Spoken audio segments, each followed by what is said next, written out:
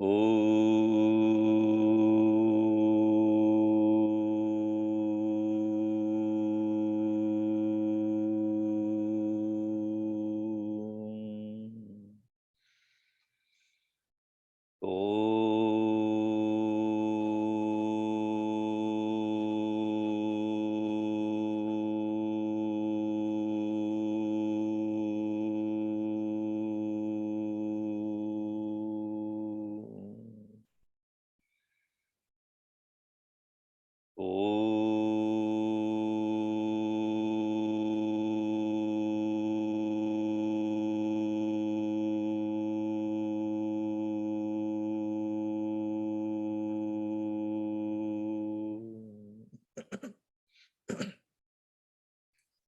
Om Sahana Vavatu Sahano Bhunaktu Sahaviryam Karavavahai Tejasvinavaditamastu ma vidvishavahai.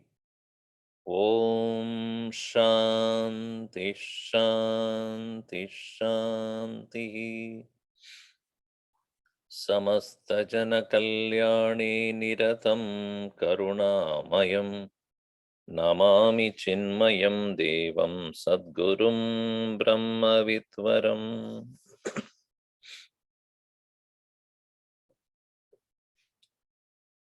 We are at the end of Bhagavad Gita. Chapter 18 is the ultimate wisdom imparted by Bhagavan Krishna. No doubt that the entire Bhagavad Gita is none other than the practical knowledge Krishna imparted to Arjuna. But we always find in the tradition of teaching, Upakrama and Upasamhara, beginning and end of a book, a composition or a teaching should be same. The conclusion should be enhancing the beginning of the teaching. Introduction of a subject and conclusion of the subject must have of the same caliber, of the same nature. In other words, if the topic is about freedom, it is about liberation, it is about enlightenment, and the beginning of the teaching to say liberation is possible, liberation is through knowledge, and realization of one's own self is called liberation. If that is the opening part of a teaching or a discourse or the content of a book, then the conclusion should be the same. It should not be contradictory. Therefore, we will find in Bhagavad Gita, the opening chapter, not the first chapter, that is about the problem. The second chapter, Sankhya Yoga, is also over 70 verses, where Bhagavan Krishna explained the nature of the self and how liberation is possible through realization.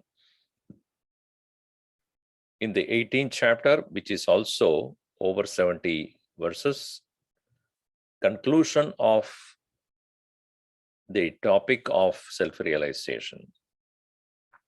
Though in the other chapters, starting from 3rd onwards, all the way up to 17, Krishna explained many different facets of these teachings, but all of them are only to conclude that renunciation, realization alone is the means to liberation. Tyagena eke amrtatvam anashuhu. Only by that renunciation one can reach the highest.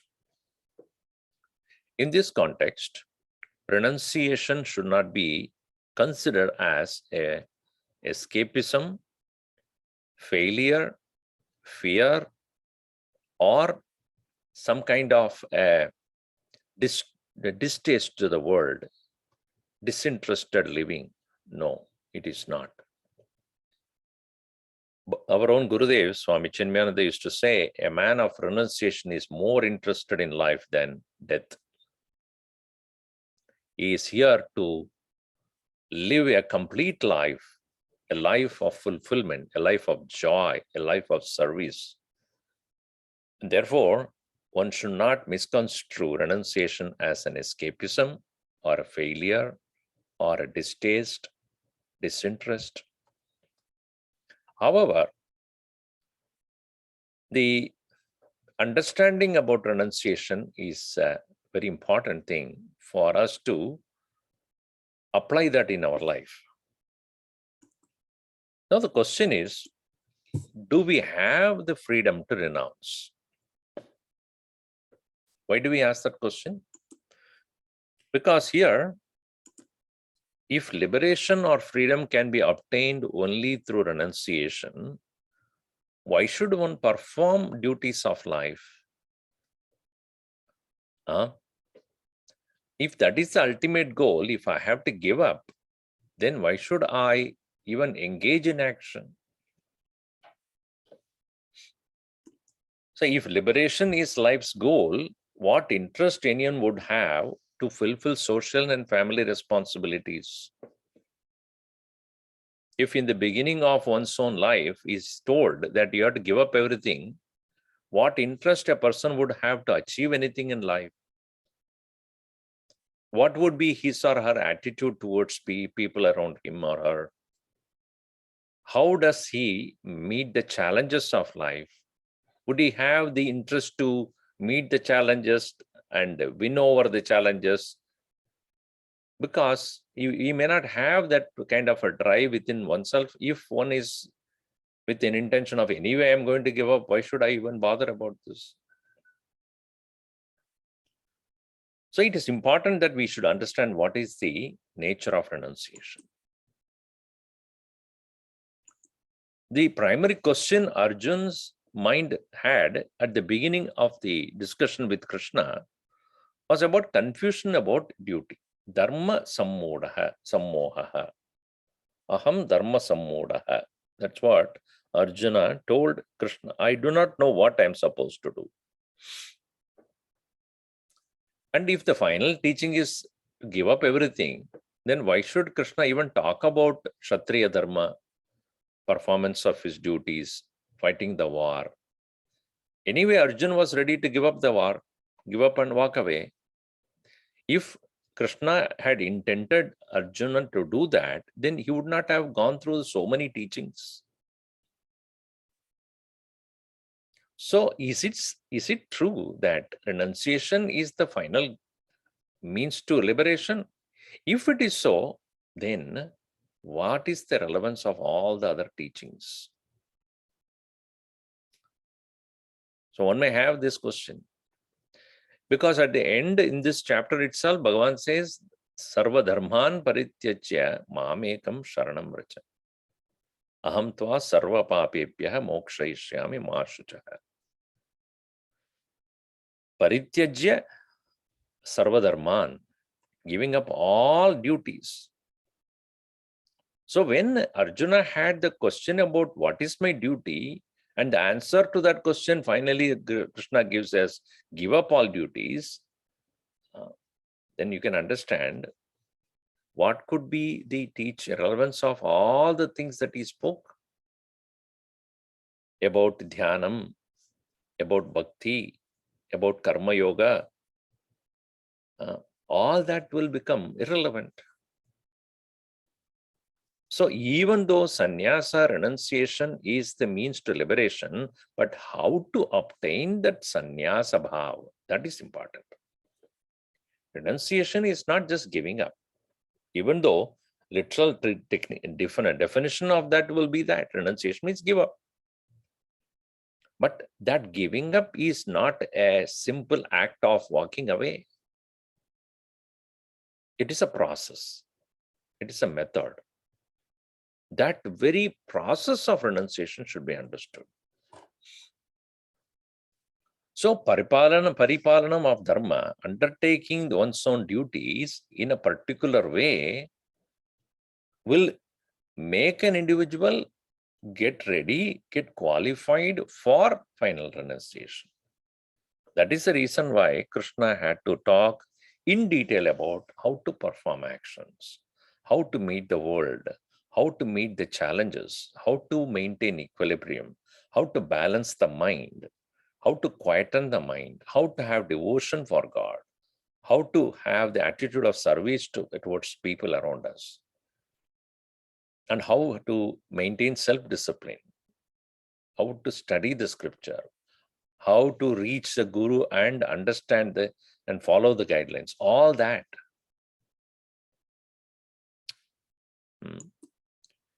So, but does engagement duty lead to renunciation? How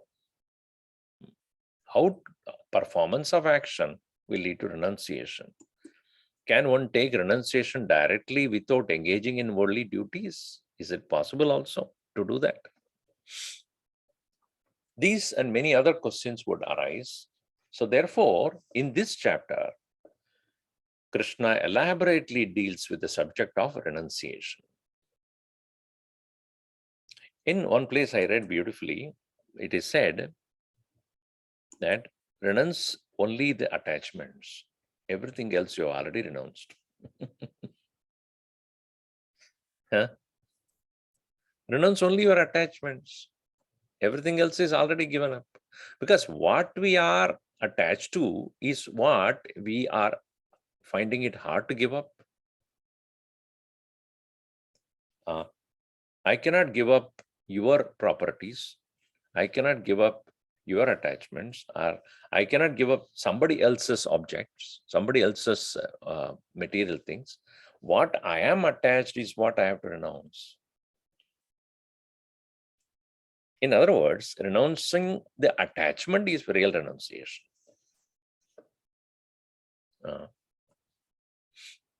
What I am not interested in, what I am not attached to, there is no need for renunciation. What I have not owned up, how will I give up? What I don't possess, how will I give up that? So look at what is that which you think you are attached to. Let us work on that from there. Another person beautifully said, to renounce things is not to give them up. It is to acknowledge that all things go away. Detachment starts from discrimination.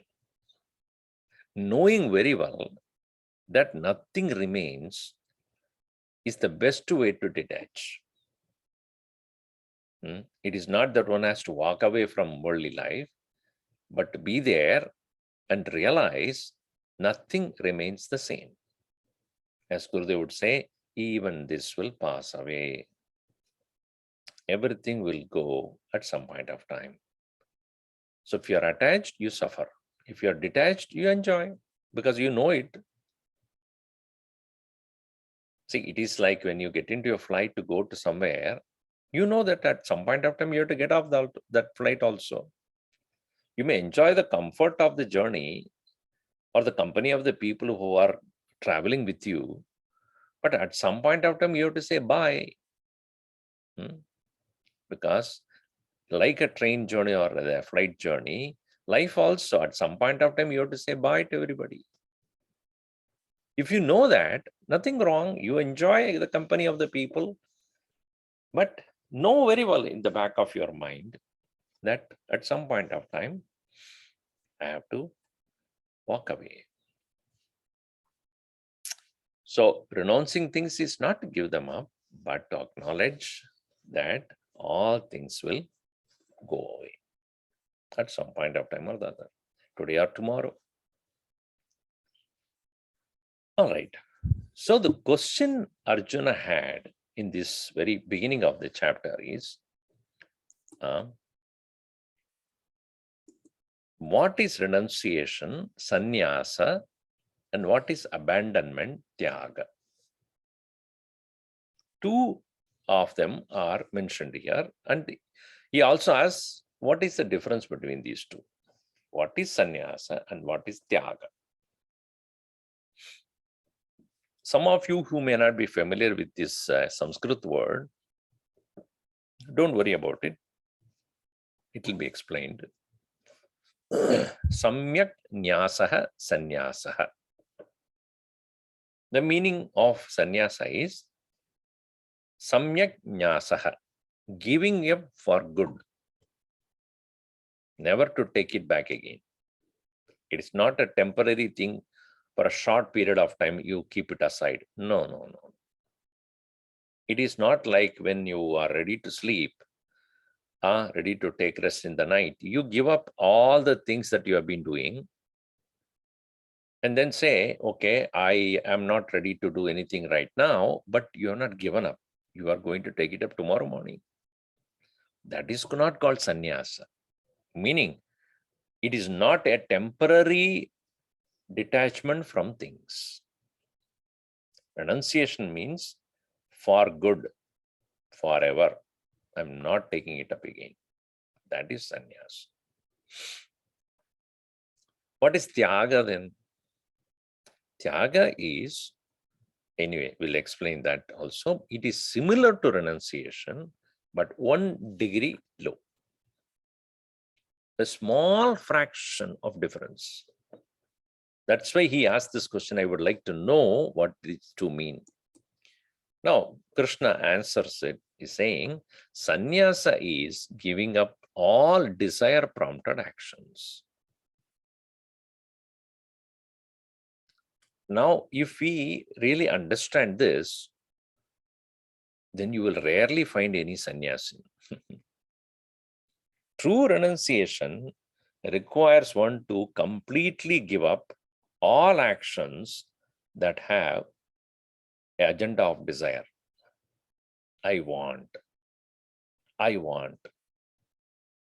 It may not be any material thing also.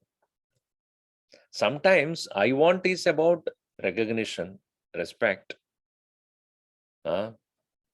appreciation. This is what we subtly expect. I don't want anything else, but tell me thanks, no, at least. Be grateful to what I have done to you. Don't the parents say to the youngsters at home, we have done so much for you, sending you to school, getting you educated, this and that. We do not expect anything in return from you. At least be grateful. Say thanks. So even that is a desire-prompted action. So sannyasa is giving up all desire-prompted actions. So what are those actions that are for gaining material possessions? Actions that are for gaining name and fame in this life. Actions that are for obtaining pleasures of heaven after the death. And every person, every being, every human being is working in his or her own capacity for gaining material possessions, home, car, other many things for the family, for oneself, earning for the vacation, saving for the, celebrations, for family gatherings, for education. Those are all there in the worldly life.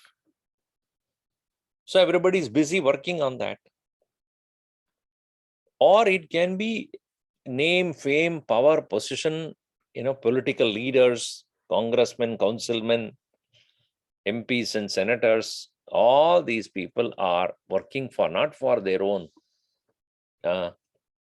material possessions, but it is to gain authority, power, recognition, all that. Or we may do rituals that are meant for gaining meritorious merits that can lead us to heaven. All these are all desire prompted actions. In this context, one should not misunderstand that, oh, working for one's own home or family is wrong. No, no, no. That will come under nitya karma or niyata karma, necessary actions. But over and above what one needs, if one starts to acquire and aggrandize and hoard, then it is called greed. That is what is referred as desire prompted. Basic necessities of life one should not consider as desire prompted action. So like if one is hungry, wanting to eat, that is not desire prompted. It is body prompted. Hunger prompted action or thirst prompted action. One wants to sleep because one is tired. That is not desire prompted action. And when it is very cold, one wants to cover oneself with a warm cloth. That is not desire prompted action. Or if it is too hot, one feel like having a fan so that one can comfortably work. That is not desire prompted action. When we say desire prompted action means what? One is that over and above the basic necessities of life, one wants to overly indulge, own, possess. And most of the time, what we own and possess overly, more than what we need, are waste. Neither we use it, nor anybody uses it. Some people have 20, 30 shoes. Why? Just a collection. For what? Nothing. I just want to collect. Now, what is the use of it? You're not going to wear all the time. Some of them you have not worn for the past 1 year also. Then why? Wardrobe full of clothes. Half of them are not used. So what is the point in collecting all that?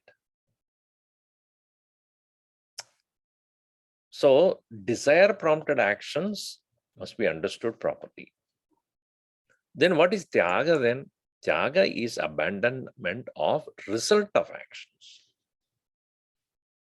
So which is basically result of actions which are prescribed there in the scriptures, result of actions which are performed for the society, result of actions that are related to worship of God. You see, this giving up the anxiety or giving up the result of action is a part and parcel of the preparation for renunciation. Because at once one is not able to let go of one's own selfishness. So one should ask, where does the selfishness lie? In seeking personal profit, personal gain in everything one does.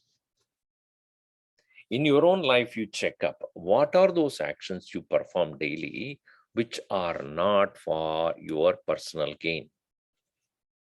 Nothing personal in your action. Which is that action which you do? I'm not talking about eating and sleeping and, not that. That is need to continue, all right. But what is that action which you do in everyday life which does not have a personal agenda, which you gain nothing out of it for yourself? What is that you do? Tell me. Or think. Do you go and help someone in need of some help without expecting anything from that person? Would you do that? Or you are so busy with your own self? What is the time? What is that you do in your spare time when you have completed your personal tasks? What is the time you spend for? Watching movie? Going and hanging out with friends? Drinking? Surfing? Hiking? That's what most people do, right? Even though, I'm not saying you should not do that, but you can do all that, but add one more item in your daily life, or at least once a week.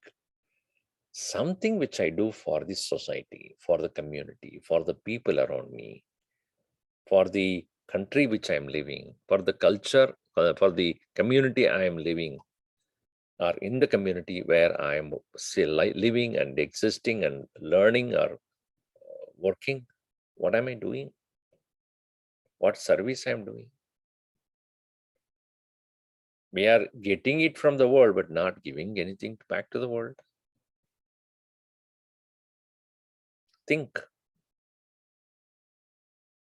So without the anxiety for a personal result when you do an action, that is Tyaga.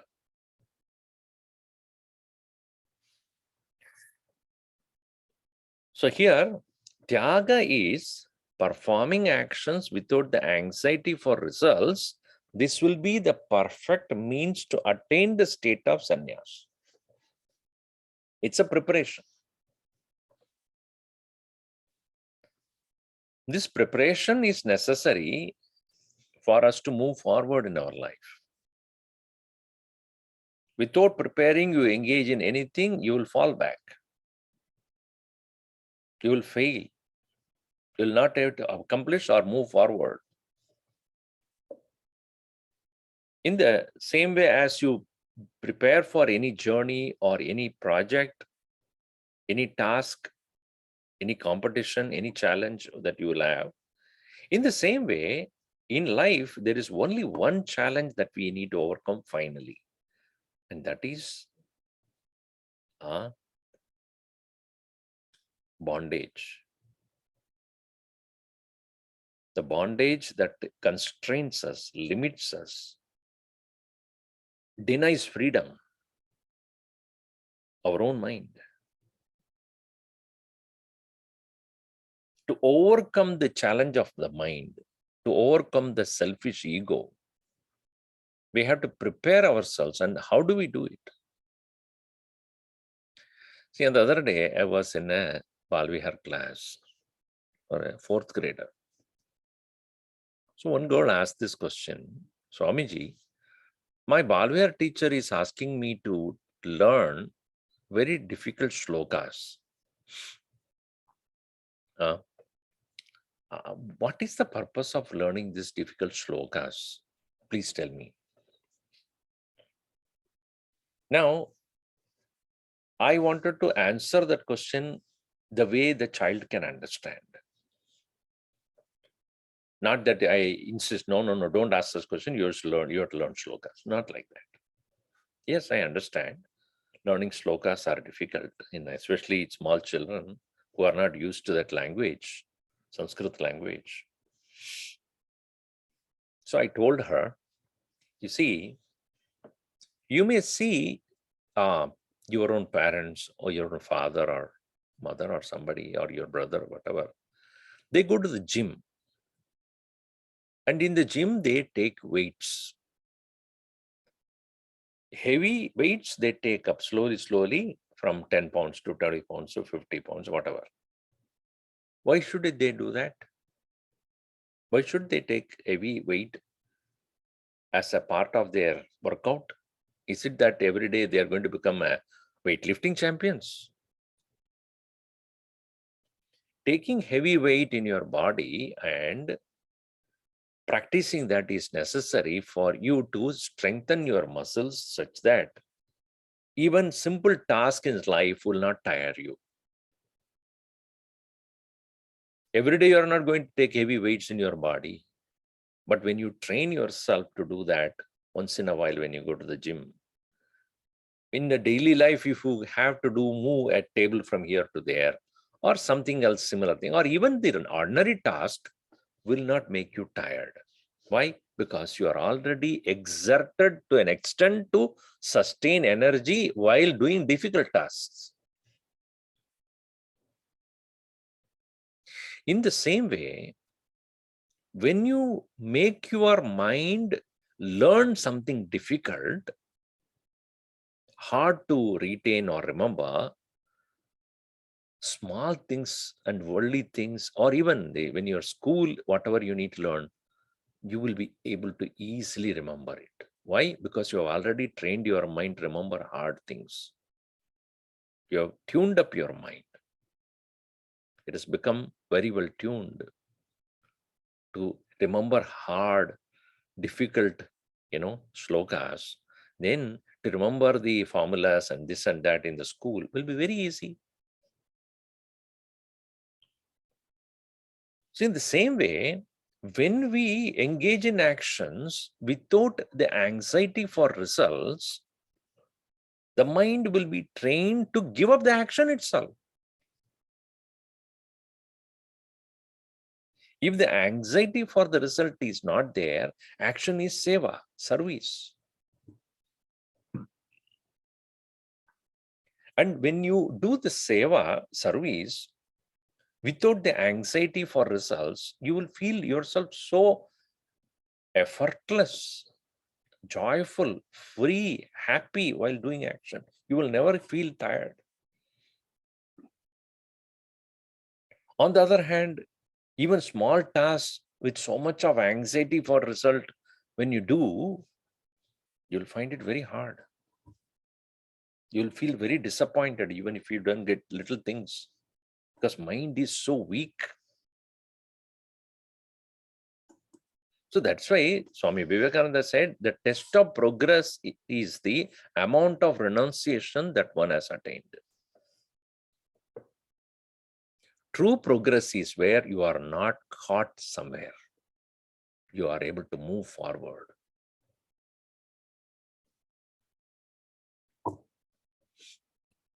So when we are able to train our mind not to become anxious about the result, then at some point of time to give up is very easy. It will happen. You don't need to do it. It will happen by itself. What you are not interested will not stay with you. If you have a friend who is into wrong ways and you are not interested to move with that person, after some time, he will not be there in your Facebook friends. You will not have him in your WhatsApp group. You will not have that person anymore in your regular chat. Why? Because I don't think that person is worth, giving company. I don't want that person's company either. Then, in the same way, when the result of actions are given up, why there is anxiety for results of action? Because there is some amount of desire involved. When the renunciation of the result of action takes place, to that extent, desire also goes away. Then obviously desire prompted action also will go away. That is how the renunciation is gained. But in both sannyasa and tyaga, one thing is common. In both, selfless action should not be given up. How much you can be helpful to others, those actions should not be given up. That is not Krishna's view. Krishna's view is not to walk away from the world without doing anything, become useless, become a parasite in this world. No, never. Don't be a parasite. Don't be a burden to the world. Don't depend on the world.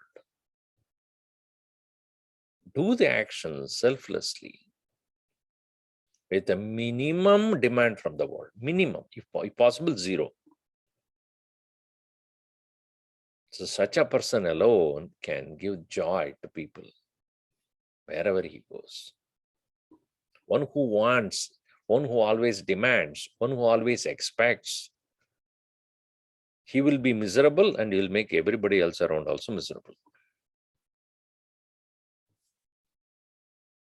Thus, therefore, satyaga is the means to sannyas. Giving up the results of action is the means to giving up the desire prompted action. Continuing, our Gurudev beautifully had put this point. Both renunciation of action and the performance of action lead to nirvana, liberation. But this performance of action is superior to renunciation of action because action of today becomes a destiny of tomorrow. Engaging in action is better than complete renunciation. Engaging in the selfless action is better than abandoning all actions, because action alone creates the future. Renunciation does not create a future. It will only make you remain content with yourself. But renunciation of desire prompted action, but engaging in selfless action will make you expedite your process of freedom.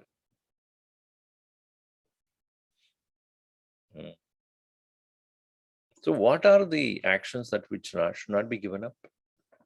What are those selfless actions which should not be given up at all? First thing he says, sacrifice, which we have seen in the previous chapter also, yajna, sacrifice. That is related to religion. Actions expressing gratitude to gods by offering all that you can afford. So when you go to a temple or a church or any place of worship, you are meeting with the one who is giving you everything. You are meeting with your own father, your own mother, the true mother and father of the world, who actually are providing to you everything through others, through the sun, through the moon, through the fire, through the water, through the earth, through the wind, through the trees and the plants and the minerals and the vegetation. He is providing everything to you constantly, and you are going to meet that person. Won't you think that you have to show gratitude to that person? Even simple things that we receive from people who say, thank you, thank you, thank you. When are you going to thank God? When are you going to show your gratitude to Him? So when you walk into the temple, or when you are in the altar of the deity, the altar of your worship, the worshipful deity, keep nothing in your mind, just gratitude, grateful attitude.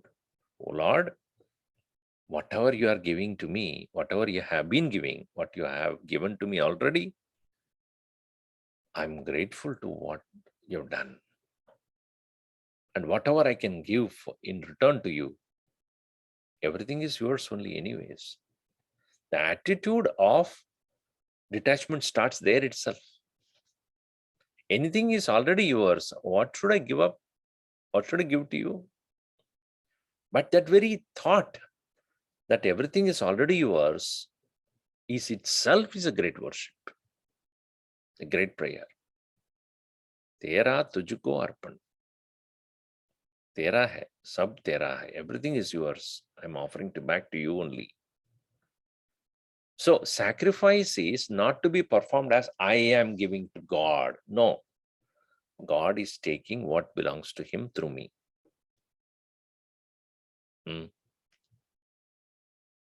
I'm only a small, agent.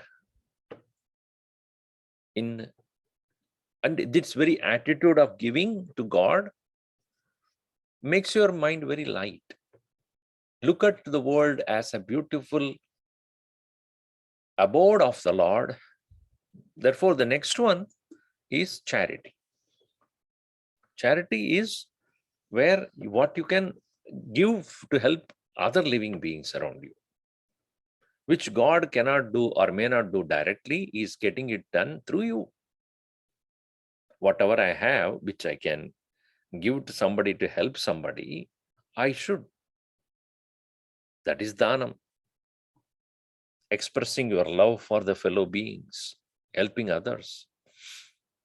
In whichever way you can give your knowledge, or you can give the money, or you can be support, emotional support, moral support, you can give.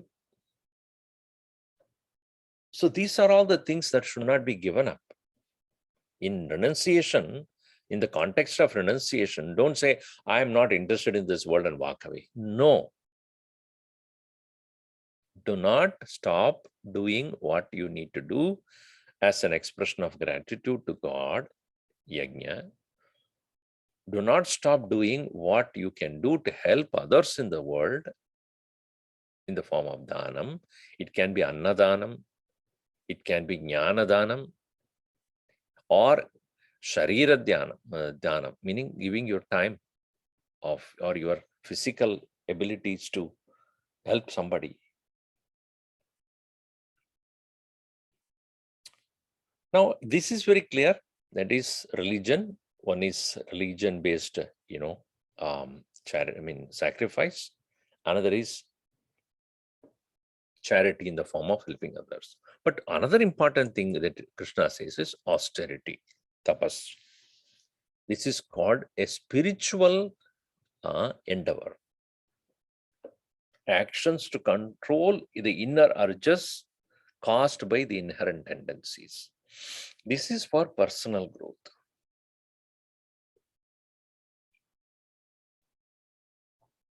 Because unless we keep moving forward by detaching ourselves from our own tendencies, unless we do that, progress will be hampered, stagnant.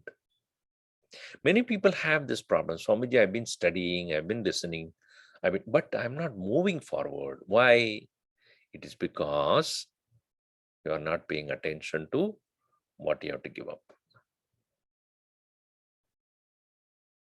It is not physical things, even thoughts in the form of, certain strong likes and dislikes, certain strong preferences and notions and judgments, expectations from the people around. Not able to control one's own mind. Gurudev used to say, just sit quietly and watch your mind. You know what to give up. When you notice your mind is constantly attached to certain things, you realize those are the things actually causing the bondage, limitations.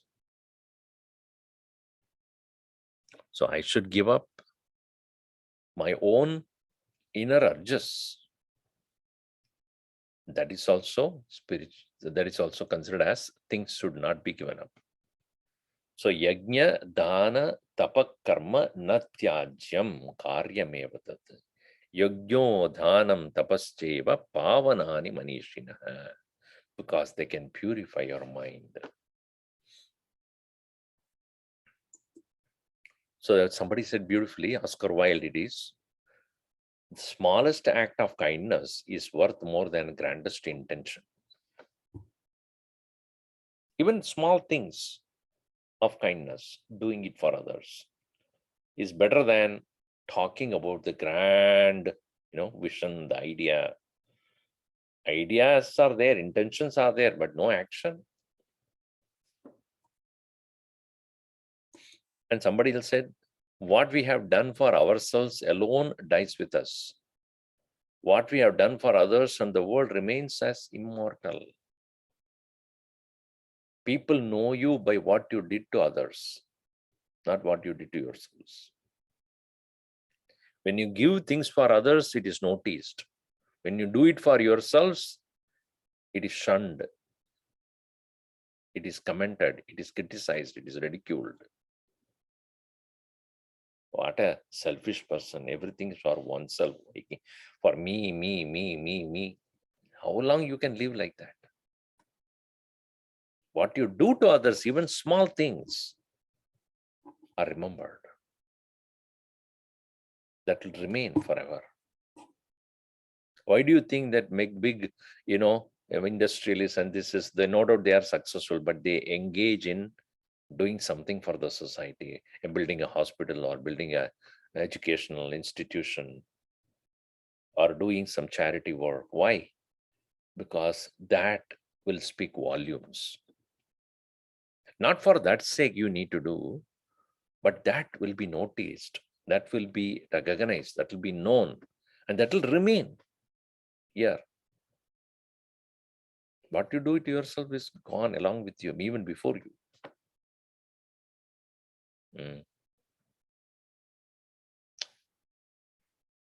So these three, religious, social, and spiritual, recognizing the presence of God, the Ishvaraha, the world, the Jagat, and the self, the jiva, all as holy is important for enlightenment. Jiva, Jagat, Jagadishwara. The self, the world, and the Lord. In all the three, one should feel the feeling of holiness. The world is holy because it is created by the Lord himself. Bhagavan himself, the creator, is holy, and the one who is seeing the world, me, the jiva, is none other than his own presence. So the holiness of these three, this is Hindu Trinity. They say that, what do you call, the Holy Son, the Holy Father, and the Holy Ghost, or something like that comes in Christianity. Here it is Jiva, Jagat, and Jagadishwara. The individual self, the world, and the God, all the three are equally holy, and therefore religious activities for knowing the holy presence of God, presence of the Lord as varieties of the world as a society, in the form of charity, one recognizes that, and understanding his presence in one's own self, that is a spiritual endeavor. So this way, one can proceed in making oneself ready for renunciation. So the process of renunciation is also to be understood. The process of renunciation is through the following steps. And first and foremost thing is, one must have the desire to free oneself from the worldly entanglements, including the endless cycle of birth and death. In technical term, it's known as Shubha Ichcha, desire to become free. If that very thought of wanting to be free does not happen to you, you will never walk the path of spirituality. If at all you read scriptures, Upanishad or Gita, and many, it's only for intellectual satisfaction or scholarliness. The true desire, I want to be free from my own entanglements, my own limitations. I want freedom. That desire is the first step. The second step is to understand that one, without the help of the guidance of from the spiritual master, it cannot happen. Because for even simple things, we need a guide. Even to drive a car, we need a trainer. What to talk of walking the very difficult challenges, walking through the challenges of life and coming out free. Don't we think that we need a guide? A person who can tell us how to go and what are the things that we need to do and what are things we should not do. So guidance from a spiritual teacher to know about the free self that needs to be realized, discovered. That is the second step. The third step is engaging in actions. That is what now we are discussing about. Sacrifice, charity, and austerity without anxiety for the results, thereby overcoming strong attachments. So by doing these three kinds of actions, which are not to be given up, one becomes ready for freeing oneself from one's own desire prompted actions. Then studying the scriptures to assimilate the wisdom of the rishis, understanding the way they think, the way they engaged in this world and happily engaged in this world. So how to do that? How to understand the very, core teaching, the way to become free. Once we study, we clearly know, oh, okay, this is what I need to do. And understand and assimilate them. Then the next step is to contemplate in solitude to overcome compulsive thinking. This is a very important thing one has to overcome. We actually overthink about everything. The world demands constantly our attention. It is our choice whether to give that attention or not. World constantly would demand. If you put on the TV channels going on, news is going on. Now, when you have very many news going on about various things that are happening in the world, are you compelled to listen to all that? But we think, oh, I need to know what is happening there, what is happening here. Why? Why do you need to know? It has become a habit. Or when I have a gathering, what will I talk if I don't know all these things? I will look so stupid. Doesn't matter. What you know, others don't know. What others know, you need not know. Why should you? Why should you talk about the politics? Why should you talk about all that? No need. I mean, you may choose to. So sometimes we compulsively watch things, compulsively read a newspaper. We don't need it, but we do. In the same way, compulsively we think. There is no need for us to engage so much of thinking and tire ourselves. Make your mind free sometime. Stay in solitude. Be quiet. Watch your mind. When, as I said earlier, when you watch your mind, you know exactly what to give up.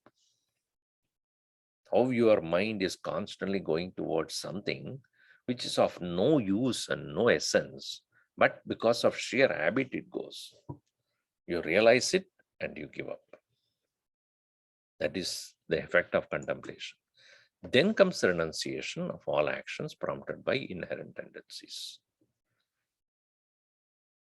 Slowly, slowly, that will happen. You don't need to do it when you are not interested in those actions which are merely a desire prompted engagements. They will just wither away, fall off from you when you firmly stand on selfless action only.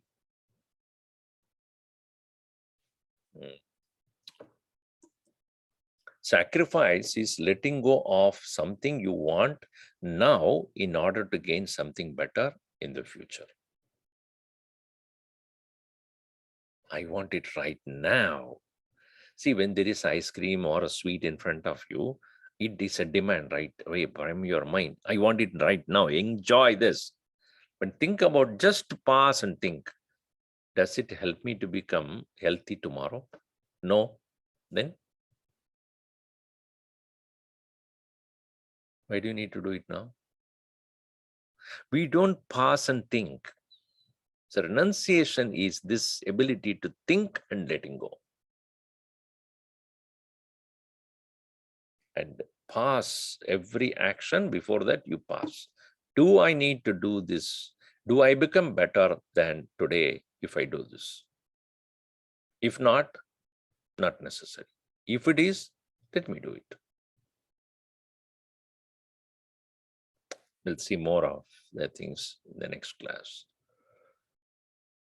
Om Sarve Bhavantu Sukhinah, Sarve Santu Niramayaha, Sarve Bhadrani Pashyantu, Ma Kaschid Dukkhabad Bhavet.